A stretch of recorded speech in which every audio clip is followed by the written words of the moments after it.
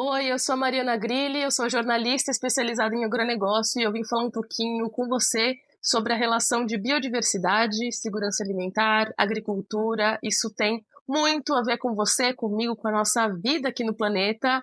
Eu estou me preparando para ir para a COP16, que é essa reunião da ONU para falar sobre biodiversidade. Ela acontece entre outubro e novembro, lá na Colômbia, e eu decidi compartilhar um pouquinho desses meus estudos, das possíveis pautas durante esse evento, e tem saído um monte de informação, né? Vai chegando perto, e aí vão saindo estudos, vão saindo estimativas, e eu decidi trazer aqui uma constatação recente da WWF, que é uma organização da sociedade civil, super conhecida internacionalmente, com foco em questões socioambientais, e a WWF está apontando que somente 10% dos países que assinaram o Marco Global da Diversidade têm realmente planos concretos para recuperar a natureza até 2030. Bom, vamos entender. Eu fiz um texto para ir me guiando. Às vezes eu vou e volto, faz parte, mas é por um bom motivo para trazer aqui as informações para vocês. Então vamos lá. Histórico, contexto. Há quase 2 anos não, né? 2 anos atrás, em 2022, rolou a COP15, lá em Montreal, no Canadá, e os países, então, adotaram um quadro global da biodiversidade, dentro dessa Convenção das Nações Unidas sobre Diversidade Biológica. Então, tem a Convenção, e aí rolou esse quadro global da biodiversidade, que é esse mecanismo que 196 países assinaram, se comprometendo a recuperar as respectivas naturezas até 2030. E aí, para implementar esse acordo, os países, então, eles precisavam mostrar planos, né? Então, discutir dentro de casa ali, fazer o dever de casa de discutir como que seria essa recuperação da natureza. Em quanto tempo, em tese, respeitando esse prazo de 2030, né? Mas quais metas, como fazer, países gigantes como o Brasil, né? Em que regiões, enfim, tem muito trabalho, né? Mas aí a WWF foi levantar, então, como é que estão esses planos, né? Quais que são qual que é o nível de comprometimento dos países mesmo? E desses 196 países que assinaram esse quadro global, só 10% enviou plano atualizado, olhando agora para a COP16, né? Então, rolou a COP15 no Canadá, agora a 16, 2 anos depois, na Colômbia. E apenas 33% atualizaram suas metas nacionais. Porque o tempo passa, as metas elas devem ser revistas, mas só 33% olhou para isso de novo, ao longo desses 2 anos. Aí, como eu falei, né, vai chegando perto a COP16, vai chegando perto o encontro da ONU, os países, os governos começam a se mexer e querer mostrar serviço. Quais as deficiências, então, mapeadas principalmente pela WWF? Eles citam aqui a falta de financiamento para apoiar os planos, as ações inadequadas para lidar com os fatores da perda da natureza e o envolvimento insuficiente de todo o governo. Todo o governo é realmente todos os ministérios, secretarias, órgãos públicos em geral, enfim, daqui a pouco eu falo um pouquinho mais sobre isso. Volta aqui então para o texto da WWF, que tem uma aspas aqui da chefe de advocacia global da instituição, a Bernadette Fischler.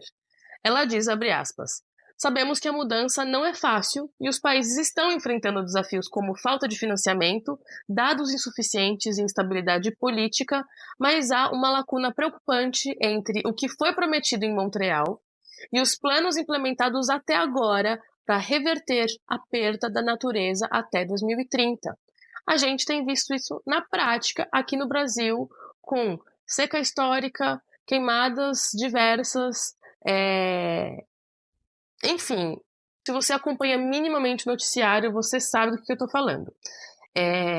Então, assim, essas estratégias nacionais que não andaram pelo que a WWF mapeou, elas indicam ou deveriam indicar como que o país então pretende restaurar essa natureza. E aí natureza no seu amplo aspecto mesmo. Seja floresta, seja os biomas aqui, Amazônia, Pantanal, Cerrado, Pampa, Caatinga, Mata Atlântica, né? Mas recuperar também os recursos hídricos, recuperar as nascentes, tudo isso é recuperar a natureza. Aqui no Brasil, a gente tem um exemplo do que poderia ser mostrado nesse plano, mas infelizmente a gente não vê um casamento muito concreto. Eu estou me referindo ao Plano Nacional de Recuperação de Pastagens Degradadas, que foi anunciado pelo governo Lula no finalzinho de 2023, e ele prometeu aí recuperar 40 milhões de hectares degradados. É muita terra isso. A gente tem mais do que isso degradado no país, infelizmente, mas, a princípio, o governo fala, então, dessa recuperação de 40 milhões de hectares degradados. Qual que é aí o descasamento entre esse plano e o marco global assinado? O governo Lula fala da recuperação dessas áreas até 10 anos. Considerando que ele assinou isso no finalzinho de 2023, a gente estaria falando aí de 2033, 2034. A meta assinada lá na COP15 no Canadá falava de 2030. Então, o Brasil poderia usufruir desse plano, porém, teria que pelo menos mostrar o que fazer até 2030. Mas até agora, não se tem informação se o Ministério da Agricultura vai apresentar esse tipo de iniciativa. Até porque, de fato, a gente não pode... Assim, não faz nem um ano que isso foi assinado, porém também a gente não tem visto muita efetividade dessa recuperação, do ponto de vista claro, né? Vai recuperar quais pastagens degradadas, quais áreas degradadas, onde no país, né? Vai se recuperar como e de que jeito, né? Vai recuperar a pastagem degradada para plantar commodity, soja, milho, algodão, ou a gente vai recuperar as áreas para plantar floresta, fazer a convergência ali entre floresta e agricultura, né? Fazer as agroflorestas, recuperar natureza mesmo. Isso não se tem muito claro. Além disso, o ministro da Agricultura, o Carlos Fávaro, ele já falou que o Plano Nacional de Recuperação de Pastagens Degradadas vai ter financiamento estrangeiro. Eu fico aqui me perguntando e deixo a pergunta para vocês também, enquanto sociedade, é importante a gente discutir isso. O que vocês acham disso? Um plano que é nacional precisar de recursos externos. Tem gente que concorda, que fala que o Brasil, até pela vastidão das florestas, da água doce que a gente tem por aqui, presta esse serviço para a biodiversidade do planeta e deveria receber recursos.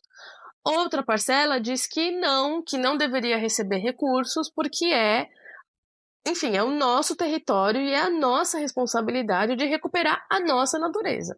Então, comentem, vamos discutir sobre isso, porque, como eu gosto de dizer, tem a ver com você, comigo, com o país em que a gente vive. E aí, só para ir finalizando aqui, né, quando então se trata da qualidade, então lembra que eu falei, foram 196 países que assinaram aquele acordo global em 2022, só 10% apresentou algum tipo de plano. Mas aí a WWF também apontou que dos planos apresentados,